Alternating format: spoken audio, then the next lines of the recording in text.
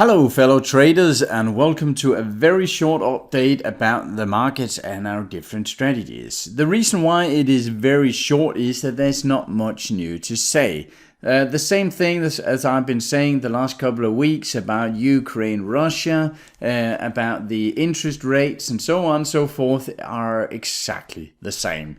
There's not been any attack yet in Ukraine, but everyone is expecting it. There might be an extraordinary Fed meeting this week where they might discuss some quicker interest rate hikes than planned before. And yeah, that's basically it. And that is the same as we've seen the other weeks. Now, before we look at the different strategies, we can just have a quick look at the S&P 500 here. And as you can see, it is started a downtrend here, and that is what is affecting both all our models and pretty much everyone else in the market, unless they're short, of course, and they're making money on it. We can see that the S&P 500 have started to make new lower lows and lower highs here. That is not too good of a sign. And when we're looking at another thing, I'm not sure if you're familiar with that, but there's something called the Fear and Greed Index on CNN Business. You can just Google Fear and Greed Index and you'll find it. And that is a compilation of different aspects that normally gauge fear or greed or somewhere in between here. And calculating all of this together, there's something about the volume, there's something about the put-call ratio, and so on and so forth. You can read more about it on the page yourself.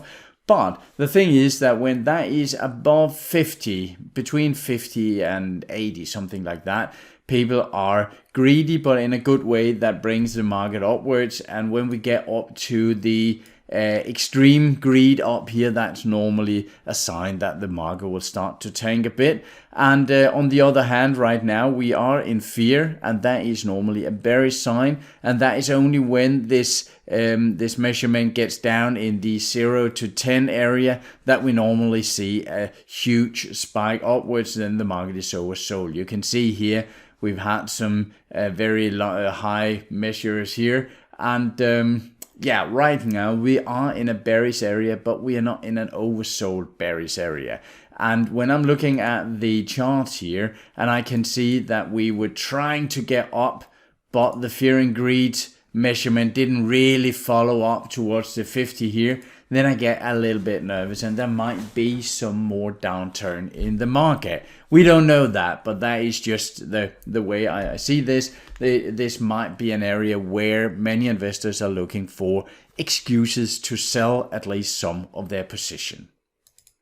Now, as you know, our strategies on the Invest Like a Guru website is 100% invested all the time. That could be in a risk-on scenario, as right now, where we are 100% in stocks, or it could be in the risk-off scenario, where we are in bonds. Now, we have been in bonds a couple of times here, but right now we are risk-on. And that can, for some of you, seem a bit strange since the market is going down, but that is because our risk-on, risk-off measurement has nothing to do with the actual price movement on the indices. So it's nothing about the S&P 500 going below a moving average or something like that. When we test that back in time, it simply doesn't work.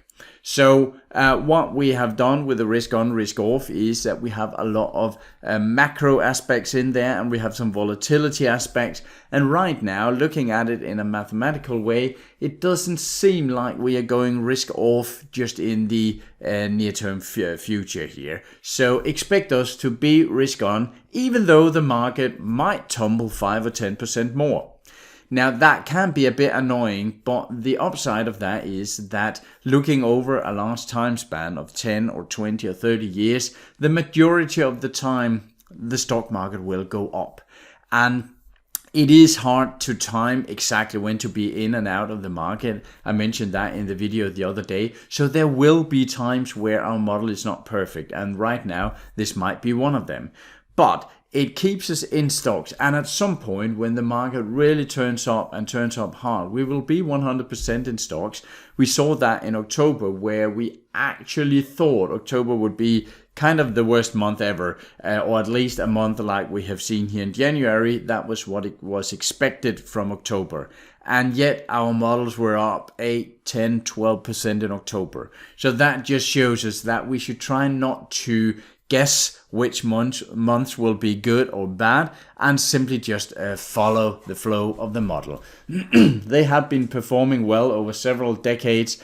And well, let's just have a look at them, because even though it is not extremely nice to look at right now, we are just dragging down in this drawdown. We have the weekly model here, which is down almost 22% this year. And again, as I mentioned before, I'm not personally using the weekly model. I like the quarterly better, but let's have a look at the monthly momentum model.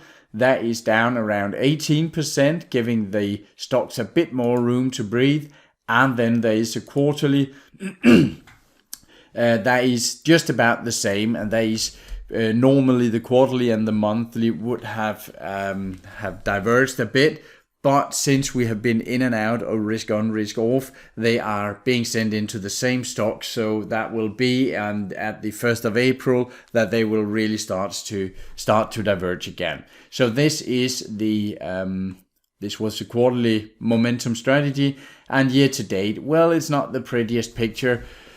But looking at the historic perspective, I have no doubt that we will end the year in the positive, but there can be a quarter or two where it hurts a bit to be 100% invested. But that is how it is. Looking at our two other strategies here, we have the ETF strategy and the ultimate dual momentum. And as you can see, on the ETF strategy, looking at that one, a bit more conservative, only quote unquote 10.5% down here. So that is quite steady down here, I would say. So the ETF strategy is holding a bit better up than the 100% stock strategies. And we have the ultimate dual momentum here. Also, let's have a look. Year to date, 9.3%. So they are in the range around the 10% drawdowns. They're not doing quite as well in the good bull runs, but on the other hand, there's a bit more hedge to the downside in these models. So be careful not to shift between these models just when you think, oh no, the markets are a bit red right now. I'll hurry over in the models here. That can be dangerous because then you're trying to time the market. I do suggest that you choose a combination of strategies. It might be 50% in for instance the quarterly momentum, and 50% in an ETF strategy, or whatever risk picture you would like, and then stick to that. And then yes, there will be quarters where we are taking a drawdown, but as I have mentioned many times, the drawdowns we are taking, that is the risk of being in the market. And since there is a risk, we are getting a higher reward over 5, 10, 20 years. So if you don't want to feel that pain there is in the market right now, if you want to stay out of the market, you will probably also not get the uptick in the market when that comes. And I would recommend that you don't listen to gurus. I know that we are saying invest like a guru here, but I would recommend that you don't try and time your investments listening to gurus on YouTube, in the financial media and so on. They have tried to guess the crash of the market for the last 10 or 15 years. And if we get a crash in the market right now, they will probably all come out saying, yeah, you can see we were right. But at the same time, the market might have gone up 500%, and they have stayed out of the market because they predicted a big crash. So in my opinion, and that is not just my opinion, but actually what our backtest shows, is the best deal is to be 100% in the market. Then you can go risk on, risk off. You can have some sort of strategy for that, as we have. But it is important to have your money in the market. If your money are sitting on the sideline and you're looking at a bull market of 10, 20, 30% that you are not getting in on, that is money lost for you. That's all for today. I'm looking forward to make a new video for you here during the week. There'll probably be a video about a new crypto strategy that we have developed that we would like to show you. All right, that's all for now. Take care of yourself and your money out there. Bye for now.